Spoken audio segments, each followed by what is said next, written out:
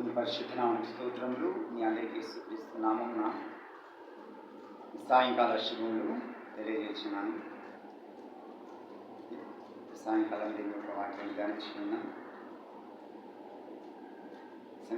మొదటి సంకీర్తన 1 నుండి దుష్టుల ఆలోచన చుట్టూ నడవక, పాపల మార్గమున నిలవక, అపహాసకులు కూర్చుండి చోటును కూర్చుండక, యెహోవా ధర్మశాస్త్రమునందు ఆనందించి దివారాత్రము దాన్ని ధ్యానించేవాడు ధన్యుడు. అతడు నీటి కాళ్ళ వరుణం నాటబడినదై ఆకువాడక తన కాలమందు ఫలమిచ్చు చెట్టు వలె నుండును. అతడు చేయనదంతయు సఫలమగును. దుష్టులు అలాగున నుండక గాలి చెదరగొట్టు పొట్టువలె నుందురు. కాబట్టి న్యాయ విమర్శలో దుష్టులను, నీతిమంతుల సభలో పాపులను నిలువరు. నీతిమంతుల మార్గము యెహోవాకు తెలియను, దుష్టుల మార్గము నాశనమునకు నడుపును.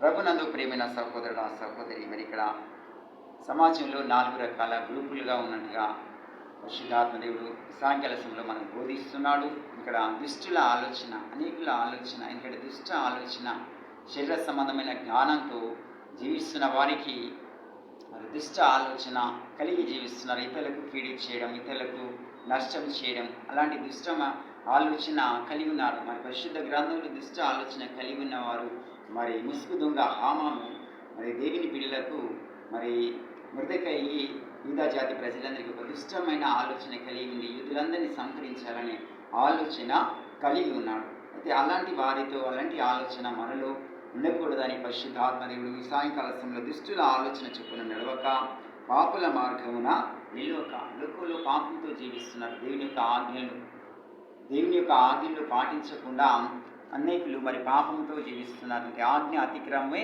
పాపం. అందుకని పాపుల మార్గం నిలవక, పాపపు ఆలోచనండి ఆజ్ఞ అతిక్రమించి దేవుని మాటకు విరోధంగా జీవించేవారు పాపం చేస్తున్నారు, ఆజ్ఞను అతిక్రమించేవారు. ఇంకా అలాంటి వారితో కూడా సావాసం చేయకూడదు అంటాడు. పాపుల మార్గమున నిలువక, ఎందుకంటే యేసయ్య మార్గము మరి రక్షణ మార్గము, నీతి మార్గము, నిత్య జీవ మార్గము, నేనే మార్గము, సత్యం అంటాడు కనుక ఆయన మార్గంలో మరి సత్య మార్గంలో, ఇరుకు మార్గంలో, రక్షణ మార్గంలో నడవాలని పాపుల మార్గమున నిలవక, అపహాసకులు కూర్చుండు చోటను కూర్చుండక. అపహాసకులు ఇతరులను చూసి హేళన చేసేవారు, ఇతరుల గురించి తక్కువగా చూసి మాట్లాడేవారు. అలాంటి వారితో కూడా సాహసం చేయకూడదు. కానీ 4వ విధంగా మనం ఎలాగ ఉండాలంటే పరిశుద్ధాత్మదేవుడు యెహోవా ధర్మశాస్త్రమునందు ఆనందించుచు దివారాత్రము దాన్ని ధ్యానించువాడు ధన్యుడు. ప్రియమైన సహోదరుడా సహోదరి, మరి ప్రతిదినము మనము దేవుడి యొక్క ధర్మశాస్త్రాన్ని ధ్యానించడం ద్వారా మనం ఆనందిస్తామంటుంది. దివారాత్రము దాన్ని ధ్యానించువాడు ధన్యుడు. డే అండ్ నైట్ ప్రతిదినం ధర్మశాస్త్రాన్ని ధ్యానించేవాడు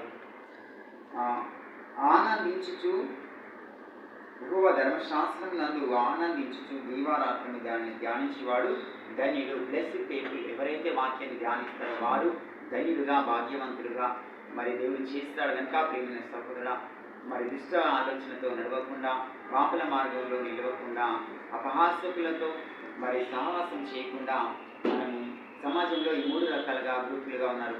దుష్ట ఆలోచన చొప్పున నడిచేవారిగా ఉన్నామా? పాపుల మార్గంలో నిలుస్తున్న వారితో ఉన్నామా? అపహాస్యకులను ఇతరులను చూసి అపహసించి ఎలా చేస్తున్న వారితో మనం సహవాసం చేస్తున్నామా? ప్రతిదినం మరి దేవుని ఆరాధిస్తూ, దేవుని ధ్యానిస్తూ, దేవుని వాక్యాన్ని ధ్యానిస్తూ, ప్రార్థిస్తూ దేవునితో సహవాసం చేస్తున్నామా? ప్రియమైన సహోదరుడా, మనము పరిశీలన చేసుకున్నాం. ధర్మశాస్త్రాన్ని ధ్యానించేవాడు మరి వర్ధిల్లుతాడు, అతడు ధన్యుడుగా, భాగ్యవంతుడిగా ఉంటాడు. అతడు చేయనదంతయు సఫలమగునని పరిశుద్ధాత్మదేవుడు ఈ సాయంకాల సమయంలో మనకు తెలియజేస్తున్నారు. కనుక ప్రతి దినము మనం ఎవరితో నడుస్తున్నాం? పాపుల దుష్టుల ఆలోచనతో నడుస్తున్నామా?